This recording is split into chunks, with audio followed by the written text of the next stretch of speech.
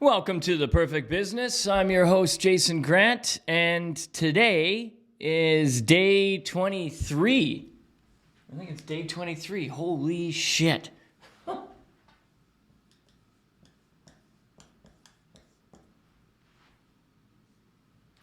we're going to talk about today are human decisions.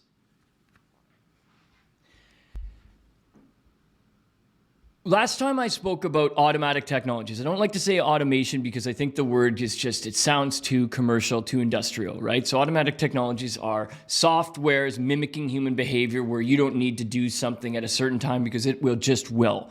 Triggers that happen automatically inside the software because you as a human, it's just trivial for you to click or to do these things at that time when the software can do it instantaneously, software to software, cloud to cloud, native integration, whatever, okay? So this is executive decisions only.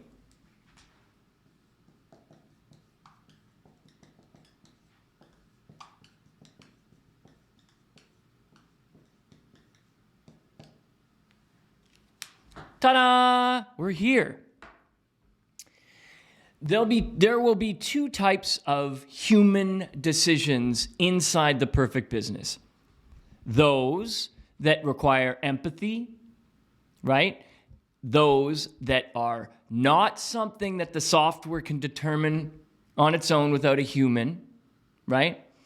And then there's the ones that I would consider executive decisions, where it's like it's exited the administrative, it's exited it's exited the little tiny sphere of your team, and then it's you, the owner. Not the owner, the owner over here. So the team can make their human decisions in parallel, in series with the automatic technologies, because you got the perfect business now. You're in the perfect ecosystem. You have the perfect model. Everything's taken care of. Your team wants to work for you. They have all the right tools. Their modern proficiency is like expert or advanced. You have all the remote departments. Everything is where it should be, right? Executive decisions only. That's when do you get notified, or when do you have to make a decision to continue the flow of the business, to continue the workflow. So you now have to protocol, right, this type of relationship with your business where you only know. So it's like, this is where it gets good. You can just basically do a pro and con workflow of what you want to actually and need to actually see. And because you're being data driven now, right, we're going to get a dashboard, okay? We're going to get a dashboard. But before we get there, I'm saying, think about the workflow. Think about the logic. Think about the decisions, the day-to-day, weekly, monthly, yearly, whatever they are, right? To put those in a category where those are executive decisions only. And once you have that known, that's when you get involved. And it's so crazy how few of them there actually are to make when you're not inundated by all of them and having to filter through all of the decisions to find out which ones are actually requiring your attention. Holy shit, I can't believe I got that out in one sentence. It's true. Because we're going to give you a dashboard. We're going to get you all the analytics, all the KPI, all the data in one pane of glass, whatever you want to call it. And the platform exists, it's DataBox. I'm going to stick to these brands. There are others, but we're talking about a simple story so we can get the perfect business across without building we are building a generic The Perfect Business, but it'll apply to everybody. In some way, it'll apply to every single small, medium business out there. I know it because it does. It totally does. We're just cleaning it up, making it perfect. So if you have executive decisions, they're human decisions, but they're yours that you make as an owner. Okay? So if you know that and you can work backwards, do you see? This is where This is why you want to build it this way. This is why you want to think about it this way. This is why you're building the perfect business. Because if you're over here, it's your idea, it's your business. So like work backwards. Where does the human interaction in an automated world come in?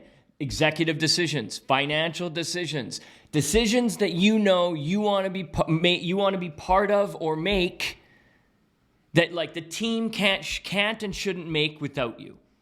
But like I said, there's so few of them. Every business owner that we've converted to an owner, the list is so less than they started out with.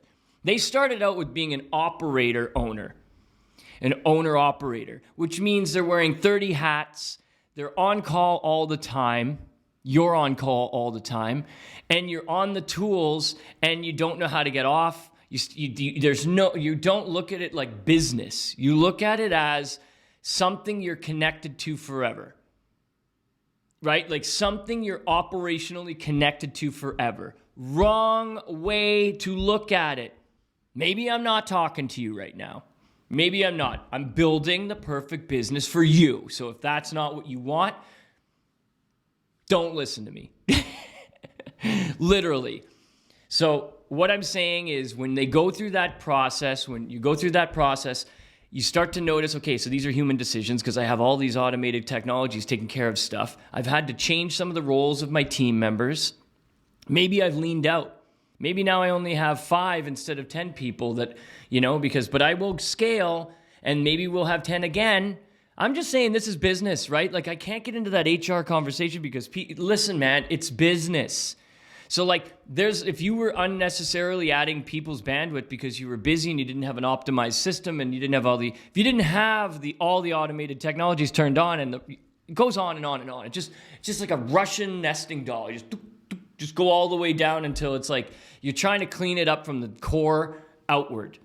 That's what I'm talking about. So the executive decisions, before I go off the rails, they're so few.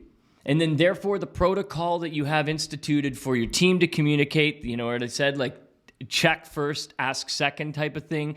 Their nucleus is determined. They know they know the workflow. They know each other's roles and responsibilities and workflow. When the software does something and a human does not, when the human is required to do something, when they have triggers, their entry points, all this kind of stuff is worked out. You're over here.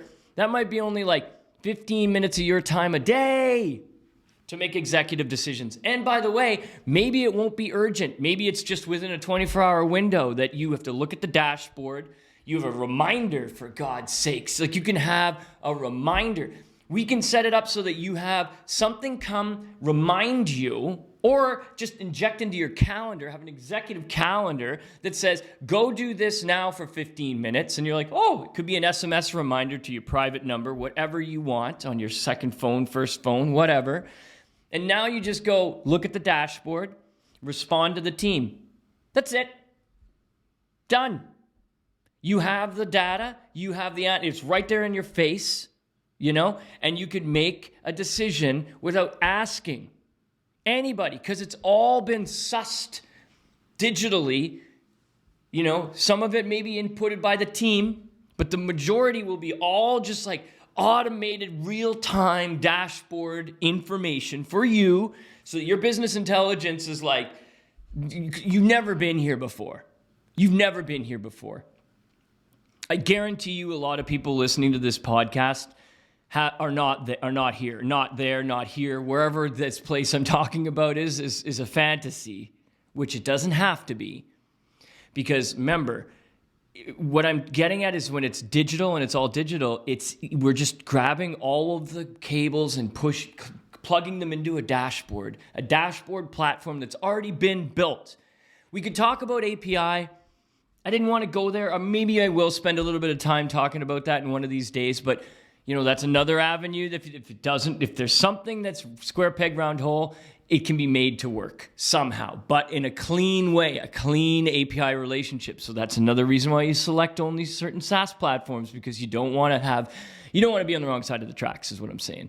Anyway, so you got the wires, you got these cables, and you got your dashboard, data box over here, and you just plug them all in. and then you're drag and drop your KPI. You have single pane of glass for like your sales reporting that's real time. It's not a report. There's no printout. It's just the numbers change real time in the dashboard. You see what I'm saying? So it's like whatever you need to see will just be shown on your iPhone real time. Maybe 5-minute delay, maybe. But there's no printing and highlighting and adding, and you don't have to do any of that. It'll be right there. That's what software fucking does. Anyway, so executive decisions only with a dashboard. That's what I'm getting at. So you can't get the dashboard to work for the perfect business if it's not all digital and if you don't have the right SaaS platforms that play nice together and also have the cables that plug their data into the dashboard platform. You see?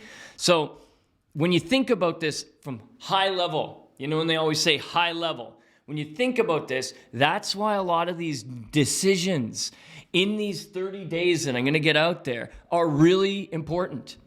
Because if they hold any of these awesome things back for you, then the perfect business it can't be perfect, right? So that's a very, very good way to describe why the meticulous nature of breaking apart all of these pieces for you, the owner, whichever one, so that you can see the importance of these decisions. As simple as picking the right SaaS platform for the corporate area, for your industry, right? And you can go even further. And this is me just going off just for a second here. Like I always say, if you got two businesses, one in each hand, one idea in each hand, and you apply the formula, which is what the automated method does to build the perfect business. You apply it to both of those ideas. If one is 51 and one is 49, 51 being the most modern possible and the closest to the perfect business, and the other one's 49, pick the 51. Because I'm going to tell you that those little things in there, they might fuck you later on. And they're just tiny things just because you want to do that business idea. But if you want to be an owner of the perfect business, you pick the 51. You see what I'm saying? It's like, to me, that's how easy that decision is. And that's kind of how you make all of the decisions, because you want to get closest to perfection so that it's like iPhone, wherever you are, on the planet Earth, dashboard, somehow communicate with the team. You get me?